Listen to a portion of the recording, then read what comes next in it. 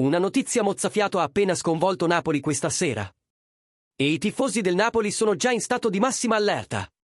Siamo tornati con un altro aggiornamento imperdibile sul nostro amato club.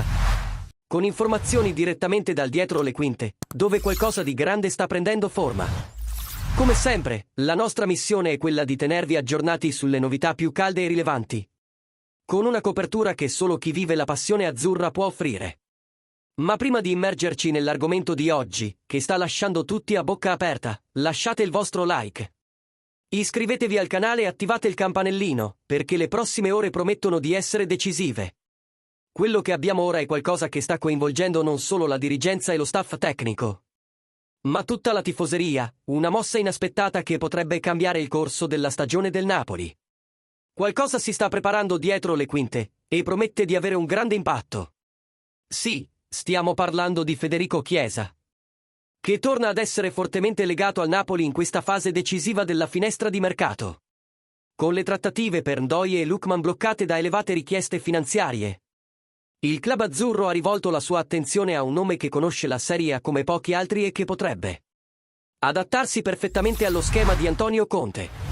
Secondo la Gazzetta dello Sport, l'allenatore del Liverpool Arne Slot non ha convocato Chiesa per il tour asiatico, il che è stato interpretato come un chiaro segnale che il giocatore non rientra nei piani dell'Inghilterra. Questo ha allertato il Napoli, che è già pronto a cogliere questa opportunità di mercato.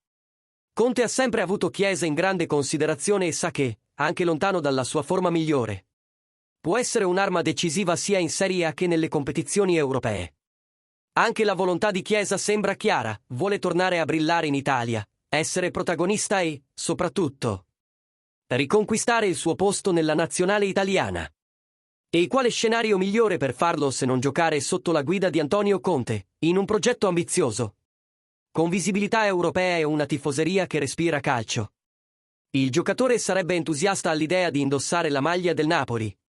E i prossimi giorni saranno cruciali per dare forma a questa possibile trattativa o per chiuderla definitivamente. Quello che si sa finora è che c'è un interesse reale e che il momento è opportuno per entrambe le parti. Il Napoli sorprenderà ancora una volta il mercato? E ora vogliamo sapere la tua opinione, tifoso azzurro. Approvi l'arrivo di Federico Chiesa al Napoli? Pensi che abbia ancora le qualità per fare la differenza con la maglia azzurra? O il club dovrebbe continuare a investire su altri nomi come Ndoye o Lookman? Lascia il tuo commento qui sotto, vogliamo sentire la tua opinione. E naturalmente un grande grazie a tutti coloro che seguono il nostro canale. Con voi questa copertura è ancora più speciale.